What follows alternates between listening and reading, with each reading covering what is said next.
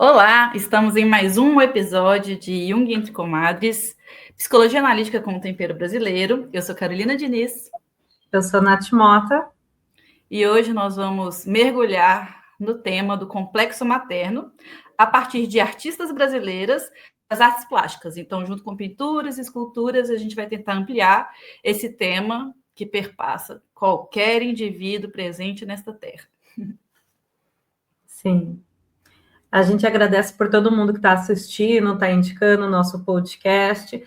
A gente teve um pequeno hiato por demandas de trabalho, pessoais, mentais, espirituais, mas agora a gente está de volta para continuar com um tema, como a Carol disse, que é amplo, pode ser visto por várias facetas, mas que eu acho que é bem bacana para a gente ampliar, que inicia no arquétipo da grande mãe, e vamos para o complexo materno, onde a gente vai falar das imagens, das histórias, do consultório e de como que a gente lida com essas mães que estão na nossa vida.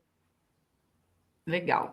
Hoje a gente vai trazer, então, para vocês um pouquinho da arte brasileira e das nossas artistas que trabalharam, que tentaram abordar e ampliar o tema. Então, a gente vai falar um pouco sobre essa ideia do arquétipo da grande mãe.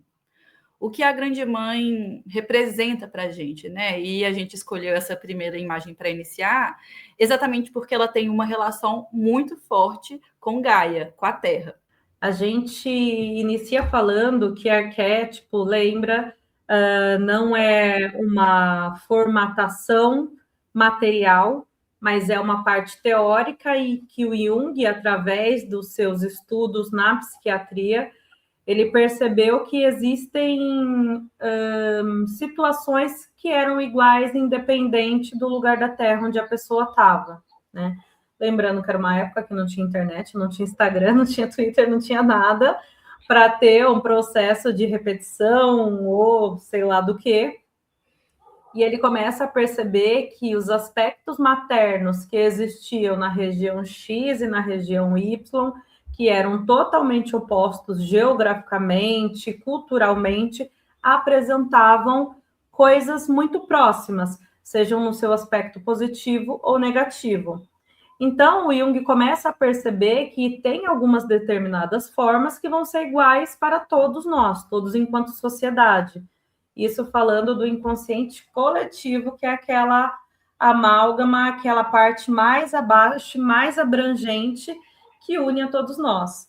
Depois a gente vem para o nosso inconsciente pessoal, que já está ali mais próximo da camada da consciência, e vai falar da nossa cultura, lugar onde nasceu, da nossa família, ancestralidade, já está mais próximo da nossa individualidade, então vem a nossa consciência, né? Onde o complexo materno age, que é, de fato, as imagens que vai falar dos movimentos arquetípicos, né? Lembrando que complexo e arquétipo não são as mesmas coisas. O arquétipo a gente nunca tem acesso a ele, a gente não se conecta com ele, a gente não invoca ele, a gente não ativa ele. Não adianta colocar a imagem de Iemanjá na tela do seu celular para invocar a grande mãe nutridora, que se ela for devoradora, não vai adiantar, né? O arquétipo, ele que nos ativa através de imagens, através de histórias, mitologias, contos, né? Através de representações, e é sobre elas que a gente vai falar um pouco hoje. Eu acho muito legal isso que a Nath começou a introduzir, porque realmente, se a gente partir desse lugar de que o arquétipo da grande mãe, enquanto algo que é inacessível, ele vai realmente incorporar os dois polos que a gente consegue observar a partir de um complexo, né, que é o polo positivo e o polo negativo. Quando a Nath trouxe sobre o mito, sobre os contos de fadas, sobre as nossas referências imagéticas que a gente tem do arquétipo da grande mãe, a gente já está falando de dualidade, a gente já está falando de uma coisa que pode ser positiva e de uma coisa que é negativa. Muito difícil a gente conseguir encontrar uma história que vai trazer para a gente o arquétipo da grande mãe na sua totalidade, né? A gente sempre precisa dessa diferenciação, dessa dualidade para conseguir assimilar, realmente assimilar uma parte, né? Apenas um fragmento disso, assim. Sim. Por exemplo, quando a gente fala do conto de fadas, da madrasta da Branca de Neve, da madrasta da Cinderela, a gente está lidando com um aspecto um pouco mais claro de uma mãe negativa, né? De um complexo materno negativo. Lembrando que as histórias de contos de fadas, antes de ter uma passagem pela Disney e ter uma estrutura mais encantadora, para não ser tão pesada como são as histórias, de fato, as madrastas não eram madrastas, eram mães, de fato. Se tornou madrasta porque eram mães más, mães negativas, e aí iria ficar muito pesado uma mãe, né, que não quer que a filha vá para o baile, ou uma mãe que compete com a filha e manda um caçador matar ela. Então a Disney vai e faz alguns ajustes dessa história como madrasta para tirar essa vinculação materna e deixar mais ameno. Então, quando a gente vai falar do complexo materno no seu estado positivo ou negativo no nosso dia a dia, a dualidade ela vai ficar muito mais intensa.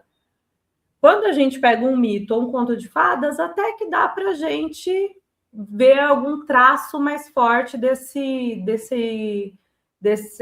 imagem negativa ou dessa imagem positiva. E aí a gente já começa a entrar nessa diferenciação que aparece no complexo. No arquétipo, é uma grande face de várias imagens, de várias formatações, todas unidas.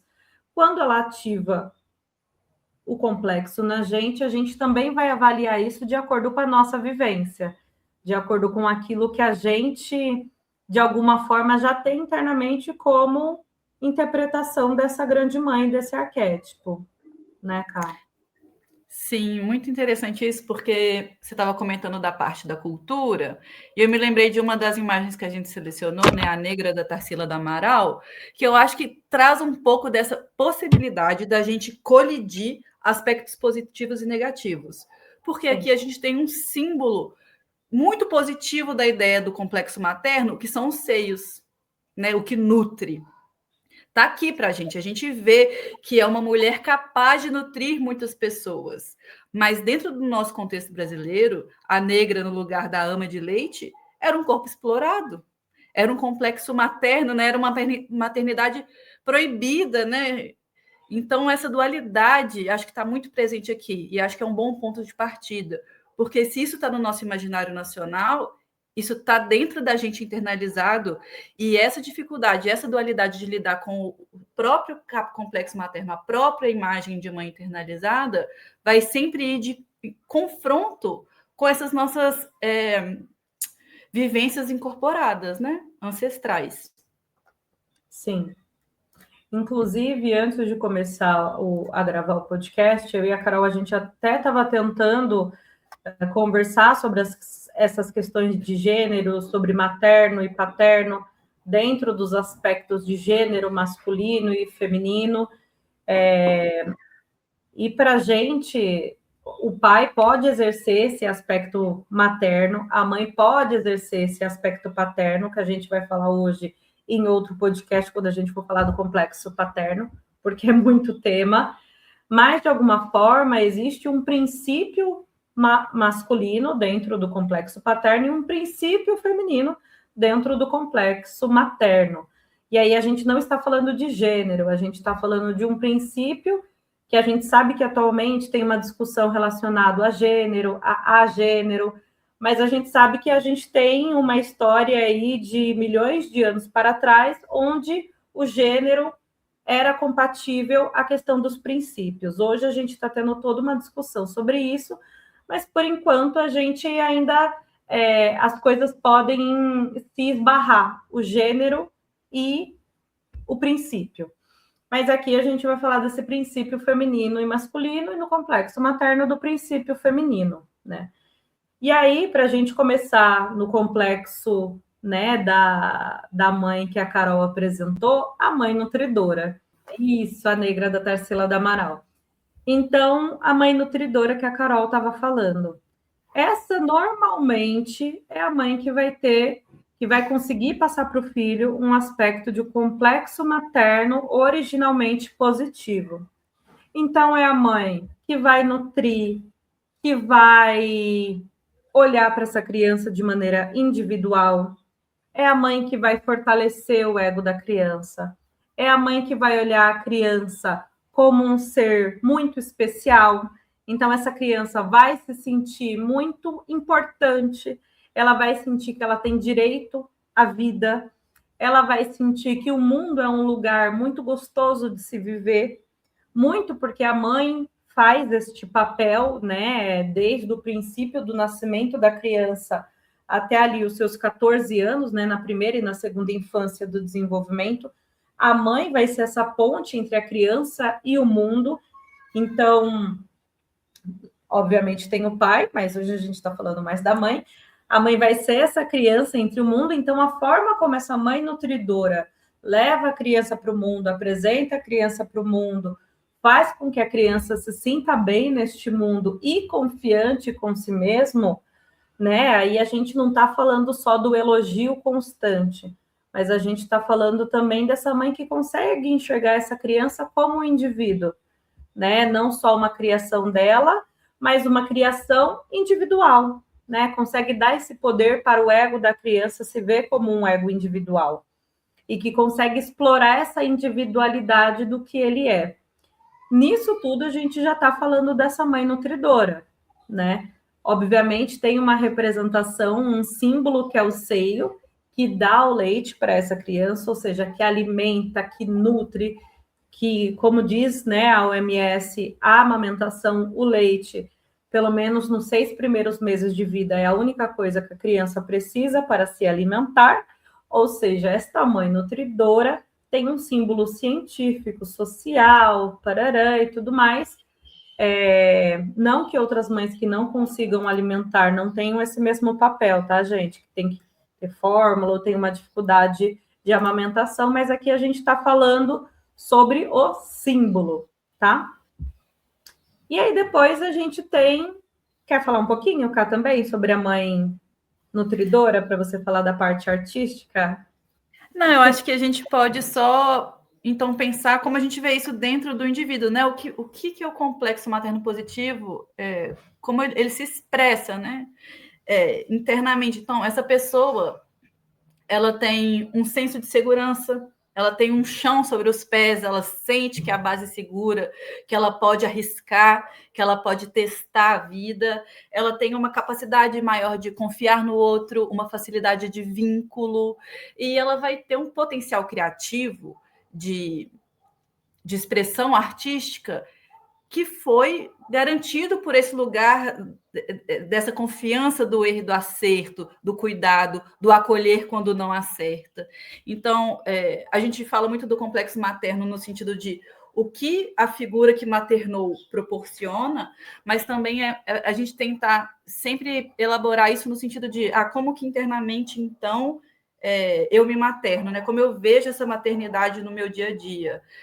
Então, uma pessoa que está segura, né, de si, que se sente nutrida por si mesma, ela tem uma independência, né? A gente vê essa questão da independência. Sim.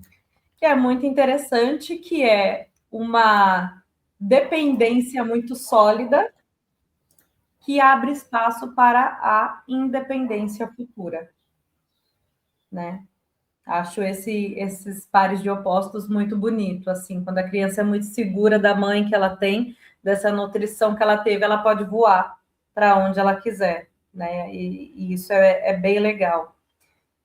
E aí, após isso, a gente tem a mãe, né? Que a gente chama normalmente de mãe devoradora, mãe destrutiva, mãe com um complexo originalmente negativo, né? Que é aquela mãe que vai engolir a criança, né? E aí a gente pode pensar em duas formatações, assim, a princípio, não sei o que a Carol pensa, que é aquela mãe que vai engolir o filho, né?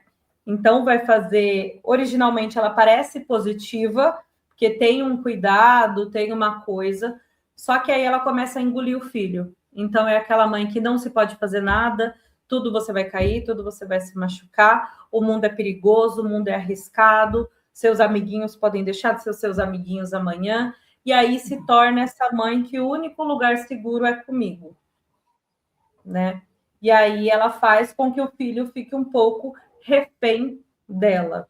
Então, parece um complexo originalmente positivo que vira negativo. Ou a mãe que não nutre, né? Aquela criança que ela não consegue fazer uma produção e ter um aval da mãe, aquela criança que não consegue ter um vínculo positivo com a mãe, aquela mãe que não consegue perceber quem é o filho, não consegue validar quem é o filho.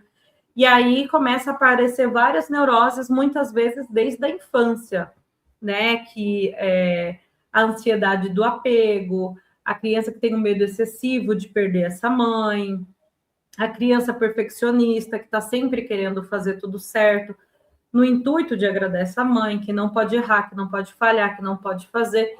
Então, normalmente também é uma criança que já vai apresentando uma neurose, algum tipo de aspecto até escolar muito cedo, por conta dessa dinâmica dentro de casa. Mas, infelizmente, como essa mãe já não é nutridora, nem sempre esses aspectos eles vão ter essa possibilidade de cuidado e isso vai se estendendo ao longo da sua trajetória.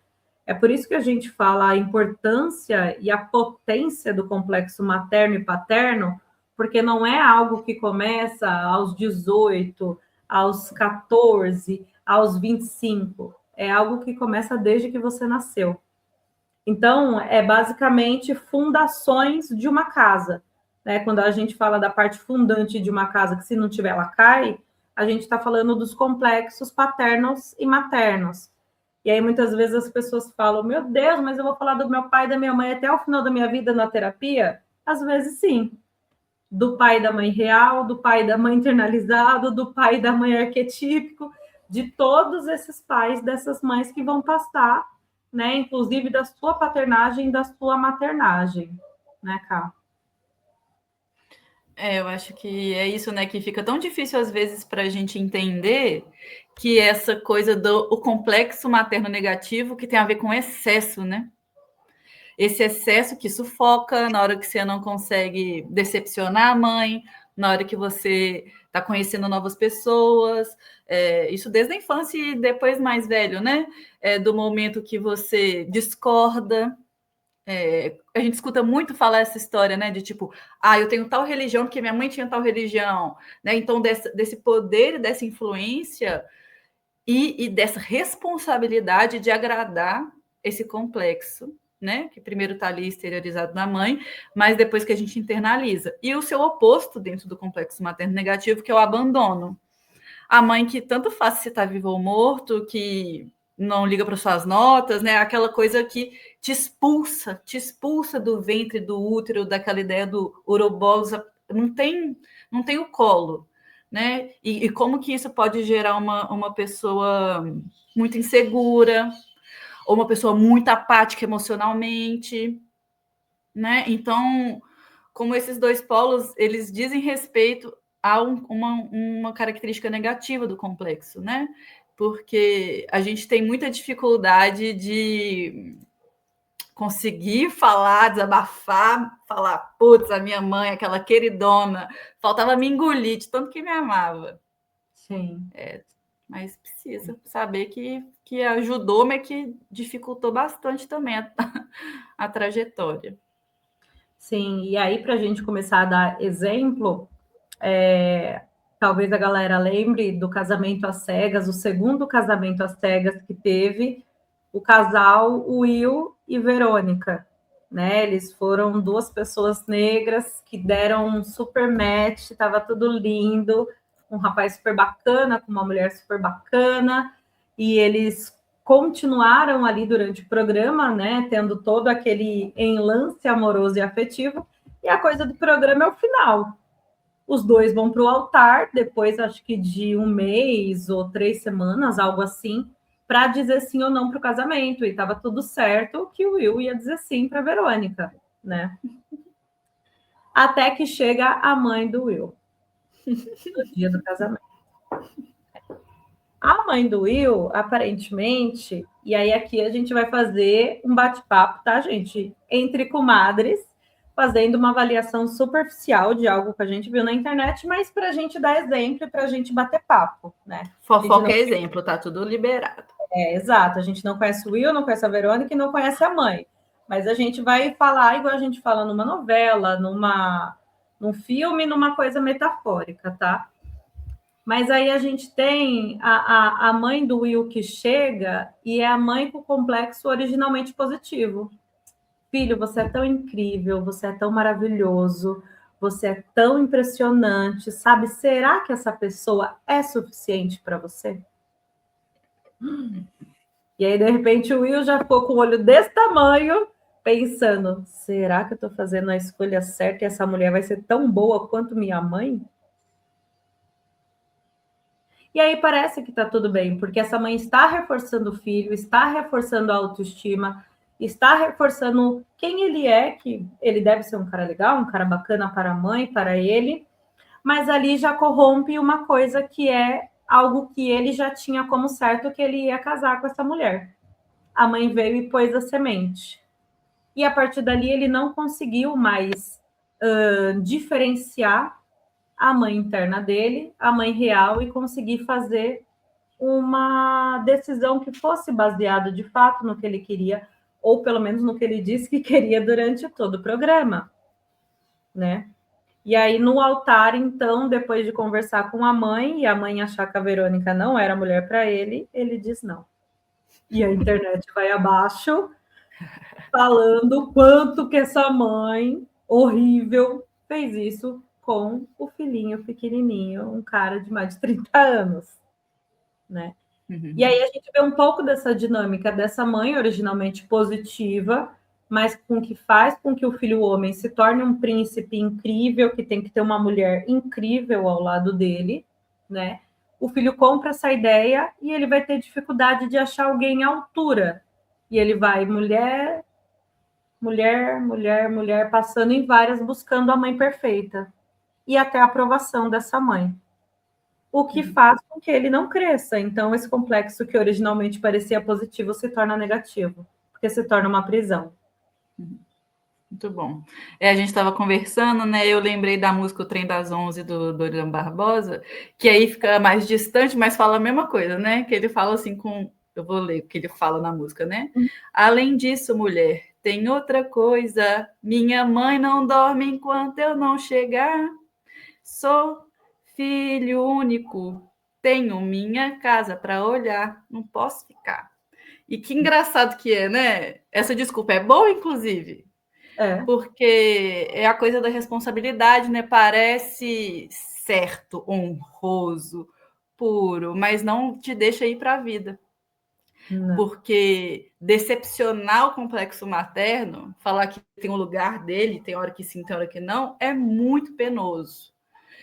Então, realmente vira um desafio né, para qualquer indivíduo conseguir fazer esse movimento de buscar nutrição em si e também permitir que outras relações te nutram, né? Sim. E aí a gente vê, por exemplo, o Poor, né, Ká? Que é o homem que não cresce, não consegue ir para a vida, ele está sempre infantilizado esperando essa validação.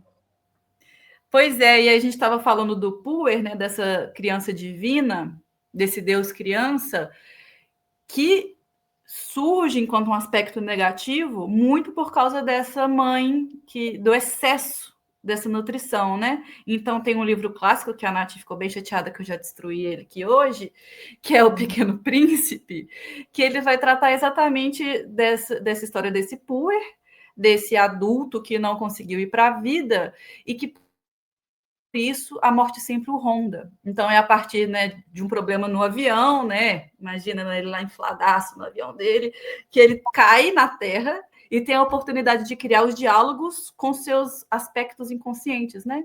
Então a gente vê, inclusive, aquele planeta dele cheio dos baobás, né?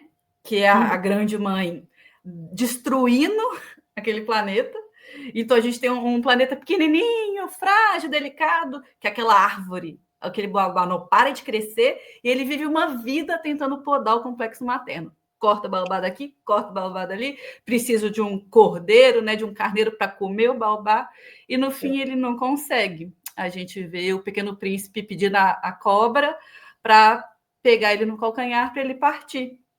Né, que é uma metáfora, então, para esse encerramento dessa vida que não conseguiu se nutrir, porque não conseguiu vencer essa luta do complexo materno negativo. Então, nada era suficiente, né? As relações, né? A Nath falou, meu Deus, mas a raposa era quem, né? Então, a raposa, enquanto um exemplo de um vínculo positivo, do vínculo que ensina sobre cativar, sobre os afetos, não é um vínculo que ele se importa muito, ele se despede da raposa atrás da rosa, que é exigente, que cobra, que demanda. Então, como que a inconsciência disso, né? Não refletir mesmo sobre... Primeiro, essa ideia desse complexo materno que a gente vê de fora, da figura que maternou, e que a gente depois vai projetar em outras figuras nutridoras. E internamente, como ela está, né? Essa dificuldade tanto de metaforizar, de ampliar, mas de internalizar o problema, realmente leva a dificuldades na vida, né? Que não são de curto prazo, na verdade, que viram o destino, como é o caso do destino do personagem do Pequeno Príncipe. Sim. E aí me lembra muito aquela frase que eu nunca gostei dessa frase, mas hoje eu entendo um pouco melhor dentro de um processo metafórico junguiano da força da mãe, que é quando a nossa mãe falava: eu te dei a vida e eu posso tirar ela também, né? E é muito louco porque pode, né? Porque se a gente for pensar, como a mãe está muito ligada a esse processo da vida e da nutrição, o contraponto dela vai ser a desnutrição e a morte, né? É um processo muito, muito intenso. E aí, até já puxando o gancho para o complexo negativo na mulher, eu já ouvi muitas vezes as pessoas falarem assim, muitas mulheres falando assim: parece que eu já nasci devendo, parece que eu já nasci com algo a devolver para minha mãe. E aí ali a gente já percebe que tem um complexo negativo em ação. Já tem um complexo que está falando que a minha existência ela não é gratuita, ela não foi bem-vinda. A minha vida ela já nasce devedora para alguém. E aí a gente vê aquela mãe devoradora que culpabiliza muito, né? E essa imagem que a Carol colocou agora por um fio da Ana Maria Maiolino é muito interessante porque vai trazer essa coisa das filhas ou filhos, mas dos filhos que impedem a mãe de viver. E o filho vai estar sempre devendo, né? Porque eu não fiz faculdade por sua causa, eu não namorei por sua causa, eu não fui para outro país por sua causa, eu não tive a vida que eu quis por sua causa. Sendo assim, você me deve a sua vida. E aí, muitas vezes, são aquelas mães que começam a projetar em cima dos filhos a necessidade dos filhos fazerem coisas que eles próprios não fizeram, né? A mãe que queria ser modelo e quer que a filha seja de qualquer jeito, a mãe que queria ter um casamento com rico e quer que a filha case com alguém que ela acha importante de qualquer jeito, né? E aí entra aquela frase muito, muito famosa do Jung, que o pior na vida do filho é a vida não vivida dos pais, né? Gera um peso para o filho essa vida não vivida, que o pai ou a mãe faz acarretar em cima dele e vira um excesso de gratidão, vira um excesso de uma manipulação, muitas vezes, que são essas filhas que vivem em prol da mãe ou repetem a história da mãe por uma questão simbiótica, por uma questão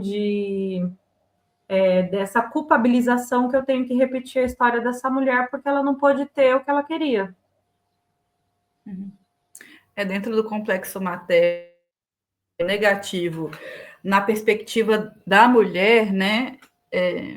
É muito interessante a gente observar, dentro da psicossomática, como que os distúrbios alimentares, que atingem a maioria mulheres, estão muito vinculados a esse complexo, né? Realmente da boca, do nutrir, da alimentação, do excesso da alimentação e da falta, né? Da anorexia, enfim, de todos os distúrbios que levam a findar o corpo, porque é isso que a Nath estava falando com a gente, né? O complexo materno dá e tira a vida. É dele essa responsabilidade. Então, essa capacidade de nutrir a si mesmo, que veio como primeira referência de uma maternagem, ela é crucial e fica muito nítido na nossa vivência da sociedade, né? Porque são doenças, distúrbios alimentares vinculados geralmente com a adolescência. Que é realmente essa fase dessas figuras que estão se desvinculando desse materno, né? E essa culpa, esse castigo de dar as costas para uma coisa que não era positiva, que não era nutritiva, né? Sim, sim. E aí, lembrando também, interessante dessa psicossomática do corpo, a gente entra em doenças, por exemplo, também como a fibromialgia, né, que ataca o corpo, ataca o organismo, não tem uma questão relacionada, não se descobriu o motivo, né, então a gente vê como uma doença psicossomática que ataca mulheres também, que de novo está ligada ao corpo. Então, o complexo na mulher vai estar muito ligado ao corpo, à sexualidade, à identidade dela, né? Então, a gente vai ter um excesso de sexualização ou uma dificuldade com o próprio corpo e uma diminuição da sexualidade. A gente vai ter a competição com a mãe, muitas vezes. A gente sempre vai estar falando dessa coisa do corpo, do que nutre, do que sustenta, né? E aí tem as minhas pacientes que têm questões com mães, elas já ficam loucas da vida comigo, porque eu peço para elas assistirem um filme e elas ficam tudo puta da vida, que se chama O Vazio de Domingo. É um filme, você já viu o nome, né? O nome já é avassalador. Assim, o que acontece no Vazio de Domingo? Depressão. E o filme é muito interessante porque é uma mulher que foi abandonada pela mãe, e essa mãe é muito rica, ela encontra essa mãe, e a mãe não quer saber dela, e ela tem um pedido. Eu quero que você passe 10 dias comigo numa cabana. E a mulher fica, mas para que você quer? Eu quero que você passe 10 dias comigo numa cabana. É isso que eu quero. E a mulher tinha muito poder, influência, ela vai com medo da menina fazer um escândalo e tal. E é muito interessante, porque durante esses 10 dias é como se ela vivesse a infância e a adolescência inteira dela. Então, tem cenas, por exemplo, em que ela está brincando com o cachorro, ela se suja toda e ela manda a mãe lavar o cabelo dela, como se ela fosse uma criança. Tem uma outra parte que ela vai para um parque e ela bebe muito, e chegam uns caras para meio que abusar dela e a mãe vem defender ela. No dia seguinte, ela agride a mãe. Então, é uma coisa de amor e ódio tão intensa e tão problemática, porque... e aí eu já vou dar spoiler do filme, porque o spoiler é a parte mais importante. De novo, é um filme simbólico, tá? Não é um filme de ação, um filme simbólico. No final, ela tem um último pedido. No dia 10, ela tem um único pedido. A mãe tenta... A mãe percebe o que ela fez, o que a filha dela fez, e ela fala, eu tenho um último pedido, que você vai fazer comigo o que você fez na minha vida, que é me matar. E aí elas entram no rio e a mãe afoga ela. E ela morre. E aí, de novo, a gente volta para esse eu te dei a vida e eu te tiro a vida, né? A mãe não matou ela no momento em que a mãe afoga ela no rio. A mãe matou ela no momento que abandonou. E ela não teve capacidade estruturante, não é que a culpa é toda da mãe, mas ela não teve capacidade estruturante para se automaternar. E aí a gente vai para essa mãe simbólica, né? Que depois eu me diferencio dessa mãe carnal, e eu consigo me automaternar e ter uma mãe simbólica que entra santos, orixás, entidades, aspectos mais luminosos. Ela não teve essa capacidade, ela não conseguiu se diferenciar e ela se destruiu. No filme tem um simbolismo que é muito bonito, ela voltando para a água, para o útero, né, para a coisa da mãe. Mas a gente pode ver essa autodestruição muitas vezes com álcool, com droga, com relacionamentos destrutivos, onde a pessoa, de alguma forma, ela está buscando uma autodestruição da própria vida também, que tem a ver com esse complexo materno destrutivo muitas vezes. Nossa, que loucura esse filme. Eu acho que vou aproveitar essa deixa, vou assistir. Bem sofrido, bem simbólico mesmo, né? Essa relação do mar, né? Que a gente sempre traz essa coisa, principalmente a Iemanjá fica bem claro, né? Essa coisa do mar que nutre, do mar que provê o peixe para o pescador e tal, mas que também... que ela mata no rio, no caso seria Oxum. E Oxum é da gestação, né? Então, desde a barriga, ela não queria filha. Né? Então, é bem simbólico e bem interessante. E aí que vem o inconsciente coletivo, mesmo não sendo um filme que se trata da mitologia iorubá, a gente pode fazer essa conexão, né? Sim, e que ficou muito nítido, inclusive, realmente, a questão do rio com a referência. Eu queria trazer uma coisinha mais polêmica aqui, mas para a gente ampliar um pouquinho, sobre, então, porque o que acontece, né, que a gente estava discutindo, assim, eu tenho uma inconsciência profunda do meu complexo materno, por exemplo, do meu complexo materno destrutivo. E onde que eu vou projetar ele, né? Onde eu vou ver ele? E eu vou ver ele nas dinâmicas, nos debates sociais. Não tem jeito, a sociedade vai projetar tudo isso que é reprimido, né? Então, por exemplo, esse controle do corpo que a Nath estava falando, esse direito do corpo, que nutre, que não nutre, que é obrigado a nutrir, que a única função dele é nutrir. Então, essa dificuldade que a gente tem de lidar com esse complexo e com a sua polaridade, a gente vai ver ele socialmente, a gente vai ver ele em discussões que parecem muito impessoais, muito gerais, mas a importância da gente sempre tentar ver nesses lugares, principalmente nesses lugares que realmente impactam a gente, de refletir sobre o aspecto pessoal, individual que está ali projetado. Sim, sim. E quando a gente fala do maternar, é interessante porque a gente está falando de um materno de eu como mãe, da minha mãe como mãe, que é aquela imagem, né, do fio na boca da avó, da mãe e da filha, porque a gente tem uma fantasia essa perfeita. A gente tem uma fantasia que se não existir a menina, né, só existir a avó e a mulher do meio que seria a filha, eu não estou lidando com o meu complexo materno, porque eu decidi não ser mãe. Eu decidi não ter filhos, então eu não estou lidando com a maternidade, com o maternar. O que a gente tem que tomar cuidado, que é uma grande fantasia para homens e mulheres, né? Porque o complexo materno, a gente focou hoje um pouco mais na relação mãe-filho, mas a gente está lidando com o nosso complexo materno a todo momento. No momento onde a gente tem que se cuidar, a gente tem que se maternar, a gente tem que se nutrir, a gente tem que ser criativo com nós mesmos, a gente tem que se dar colo, a gente tem que ter todo esse maternar com nós mesmos, e muitas vezes a gente não tem. E só por não ter filho, meu complexo materno tá ótimo, eu não tenho nada, mas é aquela pessoa que tá com a vida toda arregaçada, né? E a gente está falando desse auto-maternar que eu não estou conseguindo ter. E aí a gente vai falar do abuso do corpo, a gente vai falar do abuso de drogas lícitas e ilícitas, a gente vai falar da violência do próprio corpo com nós mesmos, excesso de trabalho, e várias outras coisas que vai nos atingir. A gente também está falando dessa maternagem, né?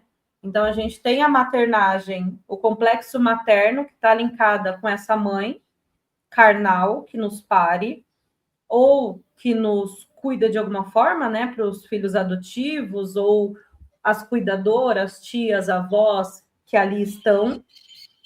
A gente vai falar depois dessa diferenciação. Então, a minha mãe é minha mãe, eu sou eu, existe uma diferenciação entre nós, ela continua sendo minha mãe, mas eu tenho que ter um maternar dentro de mim. e tem uma experiência com a mãe arquetípica, que é essa grande mãe, né, que a gente vai buscar de determinadas formas, de determinados movimentos, que vão ser, às vezes, uma professora, que eu vou projetar uma velha sábia, vai ser uma artista, que eu vou projetar, né, aquela deusa maravilhosa. Eu continuo, pode ser uma relação ainda de maternagem em um outro aspecto que, de novo, eu estou buscando. E aí, assim, né, gente? Obviamente, tudo que está no livro é teórico, é lindo e é separadinho. Quando está dentro da gente, é uma grande confusão. É por isso que a gente vem para a terapia para tentar diferenciar, entender, elaborar. Tudo vai ficar tão separadinho? Obviamente que não.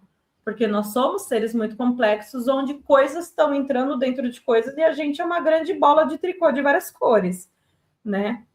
Então, a gente vai lidar com a mãe boa, com a mãe má, a gente vai lidar com a grande deusa ao mesmo tempo, né? Acho até legal, na adolescência sempre aparece grandes deusas, que são grandes cantoras, grandes personagens que eu adoro, que são ótimas, e a minha mãe é horrível, e elas são maravilhosas, né? Então, e a importância de ter aquele momento que a gente não gosta da mãe, que minha mãe é horrível. Porque se você acha sua mãe perfeita para sempre, meu irmão, você não vaza. Você vai ter que ter o conflito. E esse medo desse conflito, né, gente? Conflitos são importantes. Porque conflito é separação. Separação é consciência. Consciência, se conseguir se individualizar, tá tudo bem. Aí você tem conflito e depois você fica lá bonitinho de novo. Mas o conflito é importante. Porque fica isso, né? Não pode, é feio. Só que aí lá dentro você tá o quê? Aquele sonho maluco. Você já matou umas 20 lá no sonho, mas lá, sabe como? Então, eu acho até legal isso mesmo dessa coisa que a Nath falou, dessa importância da gente estar aqui ampliando, mas, que lindo, a gente falou várias palavras, racionalizamos um monte, mas a gente tem que levar para a expressão, né? Por que a gente vem? Por que Jung entre Comadres é sobre arte, é sobre a cultura brasileira? Porque você tem que colocar em prática, exercer suas expressões criativas, se nutrir de imagens para você conseguir se expressar. E expressar as dores que vêm desse lugar, desse complexo materno, os amores e as graças que tem ali. Você tem que ampliar isso de uma forma que não é racional, que não é intelectualizar, que é realmente experienciar, se envolver com isso. Por isso que a gente está tentando trazer sempre outras vertentes, né? A gente está estreando aqui no Jung entre Comadres as pinturas e esculturas, porque são várias formas, né? Você tem que conhecer a que te agrada e a que te vai auxiliar nessa sua jornada de diálogo com essas coisas que ficam tão abstratas, tão difíceis de materializar, né? Sim. E para fechar com a minha fala, eu acho que tem uma coisa muito importante, que é o contexto sócio-histórico que a gente foi criado. Então, a gente é um país que vem de um processo de colonização cristã, né? Um processo de colonização onde pai e mãe tem que ser honrado. Não pode ter raiva de pai e mãe. E a gente vem de uma mulher que teve um filho virgem, então o corpo dela é um corpo intocável. Então, a gente tem várias partes dentro do nosso inconsciente coletivo brasileiro que nos faz não ter raiva de pai e mãe, porque é errado. E aí, quando a gente vem para terapia, a gente vem até para matar o pai e a mãe. Em que sentido? Transformação, entendimento. Para a gente, a morte tem a ver com elaboração, tem a ver com uma transformação de um material para outro. Então, às vezes, eu tenho que matar a mamãe, que eu falo amém para tudo, e nascer uma mãe que eu vou falar não, e ela vai ficar brava comigo, e eu vou ter de ser o filho que fala não para a mãe. E aí eu vou ser a decepção e eu vou ter que aceitar ser a decepção. O filho que decepciona, a filha que decepciona. E isso é muito difícil no nosso contexto, porque qualquer lugar que você chega e fala que tem raiva da mãe ou que não gosta da mãe, o filho é crucificado. Por quê? Porque a gente tem uma ideologia cristã muito forte, onde pai e mãe é uma hierarquia sublime, assim como Mãe Maria, Pai Deus, Jesus Cristo e todos esses personagens que são tem uma potência muito grande e a gente não pode se voltar contra eles. Então, também é um tema muito complexo, né? Sim, eu que para encerrar, né, dessa história do imaginário, gente, que eu queria fechar reforçando essa ideia então da sombra, né, tanto da sombra coletiva quanto da sombra individual, mas entender que todas essas dificuldades ou hiperfacilidades, enfim, dessa coisa inconsciente, ela vai estar na sombra, ela vai aparecer para a gente nos sonhos, né, nessas figuras negativas e na projeção de aspectos que a gente não consegue reconhecer em nós mesmos, né? Então, essa oposição desse milagre da Virgem versus a história das amas de leite, né? Das mulheres pretas escravizadas no país, que o ato de nutrir nunca foi valorizado, né? Tipo, não se era respeitado o ato de nutrir e o tanto que isso influencia, como a gente vê a figura da maternagem, né? Que é uma figura descartável, que é uma figura temporária. Então, como que isso influencia a nossa psique em relação a esse ser que nos nutriu, né?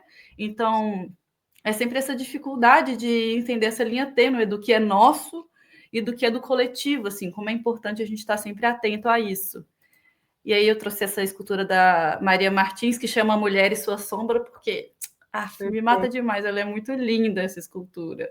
Porque vai vir, né? Olha lá os bracinhos chegando.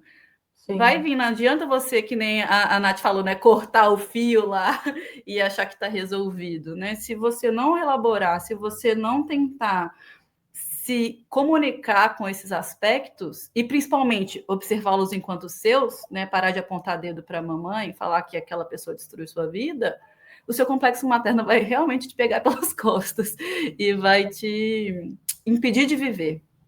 Sim. E muitas vezes as pessoas acham que, por exemplo, pessoas que já perderam a mãe ou o pai, que já faleceram, então não tem mais o que falar da minha mãe, porque minha mãe já é falecida, por exemplo. Lembrando que esses complexos que a gente fala são os complexos que já estão internalizados, que já estão dentro. Então, essa última imagem da sombra é muito interessante, esses tentáculos que vêm, porque é o que a gente entendeu desse complexo, é o que a gente assimilou, mesmo que essa mãe não esteja mais em terra, ela está no inconsciente. E às vezes a gente continua sendo muito devoto, sendo muito leal e se permitindo que esses tentáculos cheguem até nós. E aí está a nossa parte de, independente se a mãe real está em terra ou não está mais em terra, se ela está próximo, se ela está longe, porque também tem gente que atravessa o mar, vai morar em outro país e acha que deixou a mãe aqui. Não, a mãe foi na mala, está junto contigo e você continua tendo atitudes ainda vinculadas a esse complexo materno que está na sua vida como um todo, como a gente disse. Então, não é de fato a mãe carnal, mas é aquele entendimento do complexo materno que já está dentro de mim internalizado. Então, independente da mãe real, eu vou ter que lidar com ele agora como uma pessoa adulta, né?